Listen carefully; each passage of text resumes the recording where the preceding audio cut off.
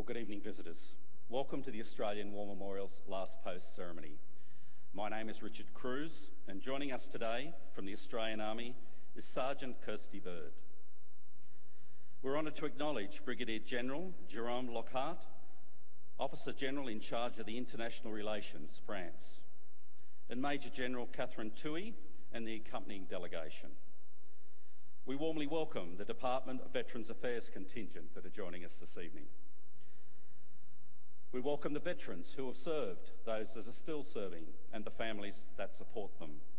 We acknowledge the members of RSL and Services Clubs Association, RSL Victoria and RSL Queensland, who are watching the broadcast of this ceremony across Australia. During this evening's ceremony, wreaths will be laid at the base of the Pool of Reflection by visitors to the memorial. Could I ask you to please stand and join in singing the National Anthem.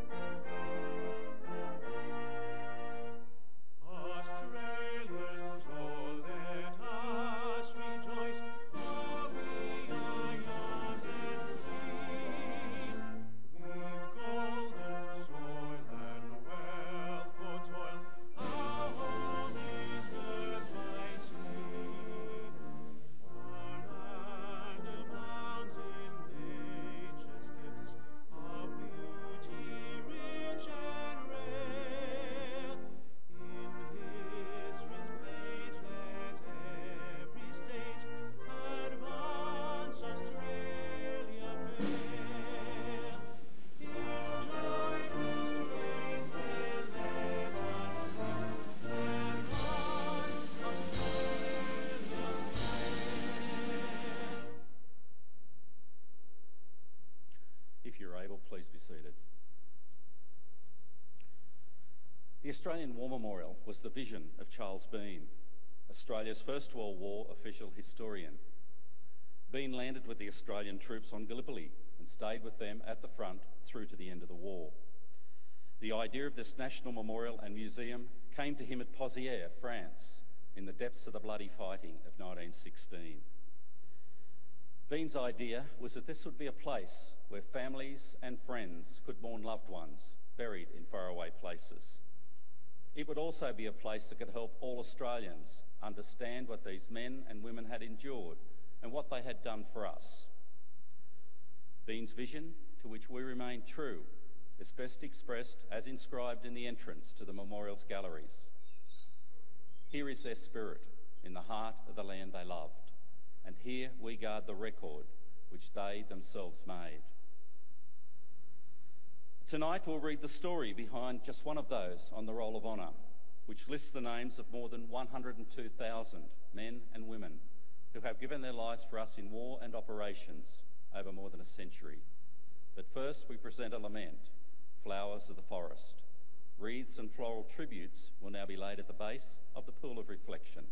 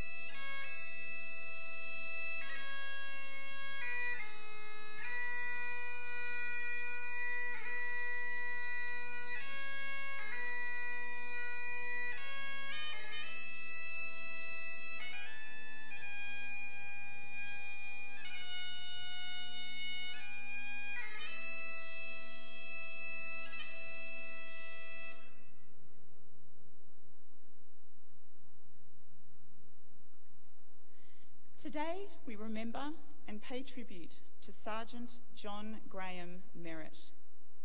John Merret was born in Sydney on the 3rd of November 1915. Growing up, Merret attended Mossman Public School and Neutral Bay High Intermediate High School.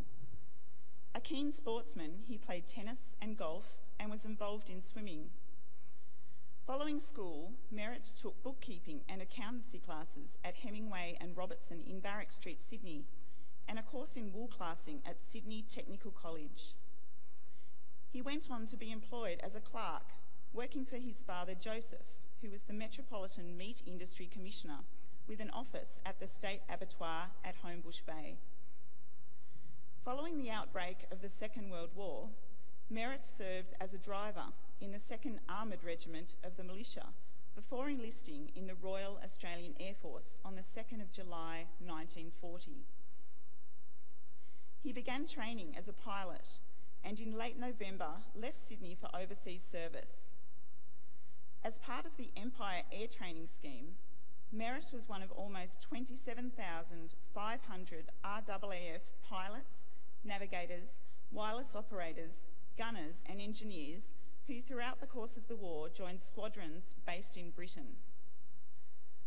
After spending some months undertaking specialist training in Canada, he arrived in Britain. In early June 1941, he was posted to No. 72 Squadron, Royal Air Force, which was equipped with Supermarine Spitfires. On the afternoon of the 27th of September, Merret took off in his Spitfire from RAF Biggin Hill to carry out an operation patrol over the North Sea and was never heard from again. He was reported as missing, presumed killed.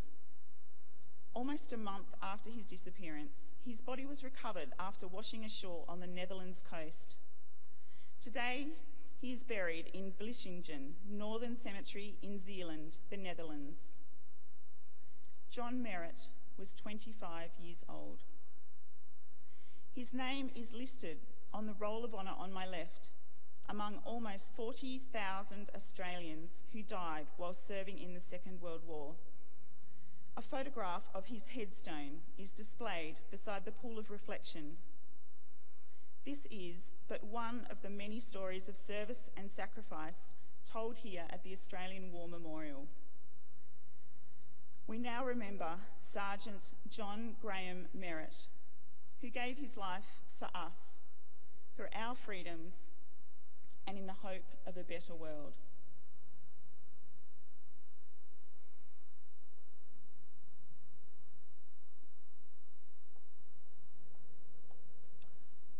Please stand for the reading of the Ode and the sounding of the last post.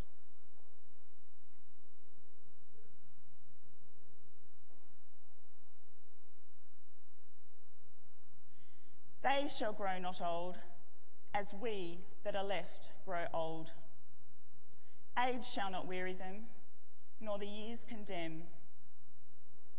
At the going down of the sun, and in the morning, we will remember them. We will remember them.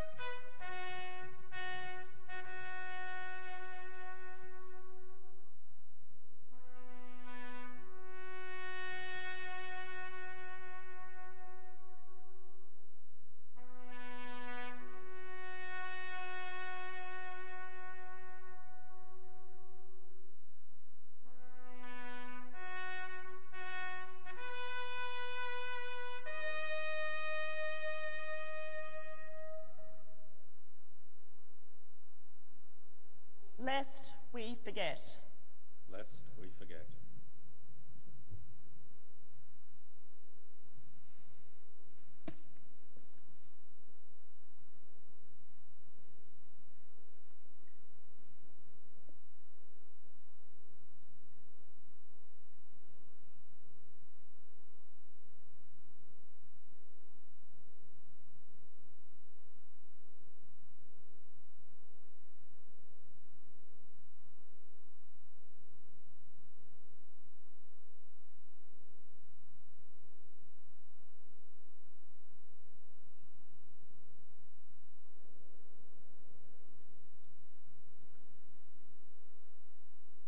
We leave you this evening with the words of the memorial's founder, Charles Bean.